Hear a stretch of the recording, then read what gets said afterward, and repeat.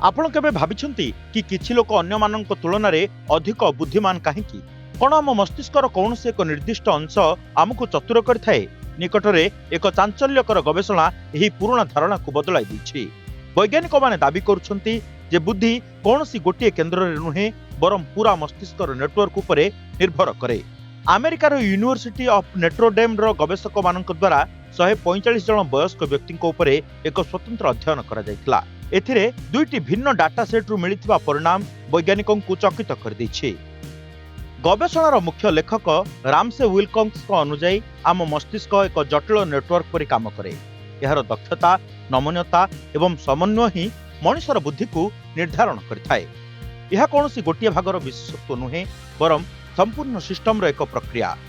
मनोविज्ञान प्रोफेसर एरान बार्बे कहिसंती जे मस्तिष्क रे किछि जटिल कनेक्शन शॉर्टकट परि काम करंती।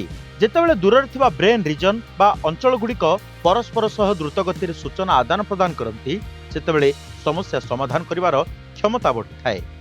गवेषक माने एहाको एक स्मॉल वर्ल्ड आर्किटेक्चर बोली कहिसंती। एहार अर्थ हेउछि स्थानीय स्तर रे संयोग मजबूत रहिबा सह दूर अंश सह मध्य उत्तम जोगाजोग रहिबा। बुद्धिर कौनसी निर्दिष्ट केन्द्र नहीं। आपण केते बुद्धिमान ताहा आपणक मस्तिष्कर कौनसी एक भाग नुहे बरम ब्रेन नेटवर्क रो कार्यशैली स्थिर करे। एही गवेषणा प्रमाणित करिछि जे बुद्धिमान हेबा पई मस्तिष्कर समन्वय रहिबा जरूरी। स्थानीय विशेषज्ञता एवं विश्वस्तरीय संयोग मध्य संतुलन ही साधारण बुद्धि बा जनरल इंटेलिजेंस को शक्तिशाली करथाए। ब्यूरो रिपोर्ट, ओडिशा संवाद।